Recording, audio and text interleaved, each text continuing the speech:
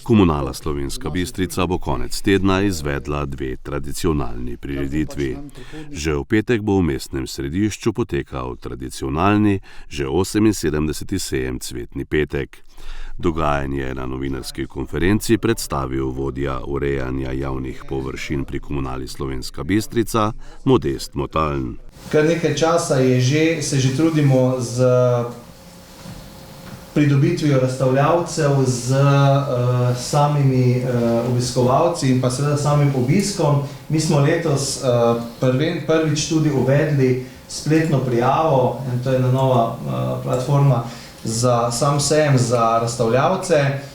V tem trenutku, ampak ta številka ne bo natančna, glede na to, da že vreme malo tudi pod vprašanjem, si lahko še kakva odpoved prileti, ampak v tem trenutku je na Cvetni petek prijavljenih 86 različnih razstavljavcev, lani nekaj čez 90, torej malo malenkost manj, ampak smo pa veseli, da se tradicionalni razstavljavci, kot so suhorobarji in podobno, vrača. Tudi letos kulinarični kotiček za tiste, ki želijo malo se razvajati tudi z hrano pa z lokalnimi vini. Tu so se dobro odzvali lokalni vinarji, z nami so Vina Brezovšek, Vina Repnik, Vina Augustin in pa Vina Pečovnik, Martinus. To so 4 lokalni vinogradniki, tudi iz Poljčan, Old France pivovarna se je odzvala, to mogoče samo toliko za občutek, kar se tiče kulinaričnega dela. Za najmlajše oziroma za družine, na katere večinoma bolj ciljamo, smo pripravili tudi otroški kotiček, tako kot tudi že prejšnja leta. Zdaj novost letos poleg tega spletne prijave, zdaj lahko vi tudi tukaj gor kliknete recimo na enega izmed določenega in se vam pokaže, kdo je razstavljalec. Recimo, da takole vidite, morda bomo še v prihodnjih letih malo zadev nadgradili, da bo še kakšna fotka ali karkoli podobnega. Tudi lahko vidite, kdo je tukaj.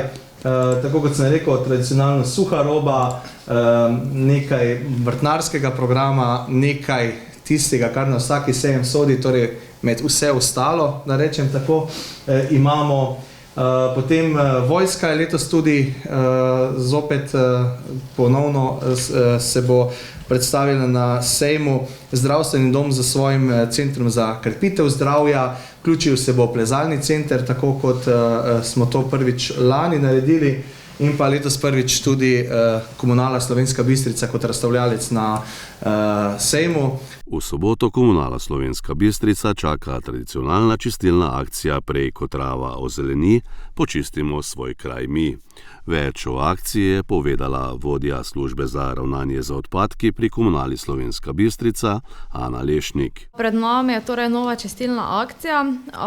Iz leta v leto s tem dokazujemo, da znamo stopiti na nek način skupaj za naše okolje, pa za našo skupno prihodnost. Če se vrnemo prvo nekoliko nazaj, v letu 2024, takrat je bilo nekaj več kot 4700 udeležencev, zbrali smo pa nekaj več kot 12 ton vseh odpadkov skupaj. Tudi leto 2025 je bilo uspešno, bilo je nekaj manj kot 5000 udeležencev, pa 11 ton odpadkov, kar pomeni, da sklepamo iz tega, da se nekako odpadki v naravi so se začeli zmanjševati oziroma vsaj upamo na to. Letos je pa tudi bil zelo spodbuden odziv. Trenutno je prijavljenih 55 društev, šol, vrtcev, krajevnih skupnosti, vaških odborov ter ostalih organizacij iz občin Slovenska Bistrica, Poljčane, Makole in Oplotnica. Pričakujemo pa podobno udeležbo kot prejšnja leta, okoli 4600 udeležencev, upamo še na kaj več. Radi bi poudarili, da prijave še vedno potekajo za zamudnike, tako da prosimo, da vse morebitne sodelujoče, društva, posameznike in organizacije, da se čim prej prijavijo. Tako da upam, da bomo tudi letos dokazali, da nam ni vseeno za okolje. Digitalizacijo, poslovanje podjetja in načrte za prihodnje obdobje pa je na novinarski konferenci podrobneje predstavil direktor Komunale Slovenska Bistrica Maksimilijan Tramšek. Mi smo za uporabnike pripravili sledimo tudi ostalim praksam, ki so v Sloveniji, da uporabniki, ki se bodo prijavili v naš portal, bojo lahko imeli v digitalnem obliki vse dostopne podatke, to se pravi odjemne mesto, porabo vode, spremembe bojo lahko vnašali, sledili, lahko bojo šli v plačilo, billing, to se pravi račune, ki bojo prejemali digitalno, lahko bojo digitalno plačevali, to se pravi gremo iz tistih klasičnih pošiljanja položnic, sicer je to proces, mi mesečno izdamo preko 20.000 položnic, trenutno imamo v digitalni obliki 5.500 odjemnih mest, kjer se pošilja. Vemo pa se, da pač dejansko zelo dobra analitika bo omogočena, ki bo spremljala, kaj se na uporabniku dogaja, recimo, če bo neki bazen imel in bo polno, bo lahko javil popis števca, avtomatsko bo šlo to obračun, da ne bo na kontaciji, če bo prišlo do nekega okvare, nekega izliva, bo lahko to digitalno javil, ne bo nas rabo obiskovati, tako da dejansko razvijamo te digitalne module, ta digitalna orodja, kateri bo pač uporabnik v tej novi digitalni dobi mu omogočalo v eni platformi, da bo lahko tudi urejal, spreminjal odjemna mesta. Ta modul omogoča tudi, če imamo enega uporabnika na enem naslovu in je v več občinah, ima neke nepremičnine in tista podjetja, ki so vključena v ta modul, recimo Mariborski vodovod, Komunala, Slovenska Bistrica pa Snaga, bo lahko na enem odjemnem mestu, bo lahko en uporabnik na več odjemnih mestih tudi spremljal vso to porabo, kaj se na odjemnem mestu dogaja. In dejansko to orodje želimo uporabniku ponuditi. Imamo že kar nekaj tega in se nam zdelo prav, da nekako v letošnjem letu nekako s to digitalizacijo gremo tudi v medijsko kampanjo in ponudimo to orodje uporabniku. Vemo, da ne bo enostavno, vemo, da vsi še hočemo imeti tisti ček, pridemo še s tisti položnico, ampak če pogledamo neki okoljski vtis, zmanjšanje nekje tudi se zadnje nekih stroškov pošiljanja in vsega tega, se nam zdi to pravi pristop, prava orodja. Ob samem uporabniku bo pa to omogočal na enem mestu dobro analitiko, vizualizacijo, a je to zdaj finančno, a je zdaj porabi, a je to zdaj volumensko, da bo sam uporabnik, saj vemo, če dalje vsi smo bolj vešči teh digitalnih orodij in jaz mislim, da je to pač prava smer in v tej smeri gremo tudi na Komunali Slovenska Bistrica. Pred nami je eno najuspešnejših let, odkar vodim to družbo. Lansko leto smo zaključili z 18,3 milijone prihodkov. Zdaj konsolidirajo se zadnje usklajevanja, letna poročila so tik pred koncem. Ustvarili smo slabih pol milijona presežka prihodkov nad odhodki, pozitivni rezultat, zdaj trend rasti pozitivnih rezultatov je zadnjih let. Mi vemo, da lansko leto cen storitev javnih gospodarskih služb za leto 2025 nismo spreminjali, cene so iz leta 2024. Rasti so bile predvsem na področju spremljevalnih dejavnosti. Jaz nekako želim in imam tudi posluh pri družbeniku, da razvijamo tudi ta del, storitveni del, to se pravi, da znotraj javnih gospodarskih služb tudi postorimo predvsem na obstoječi infrastrukturi, ki jo upravljamo, gradimo to novo infrastrukturo. Teh gradnje je bilo v lanskem letu preko 4 milijone realiziranih poslov in to je tisto, kar ustvarja dodano vrednost.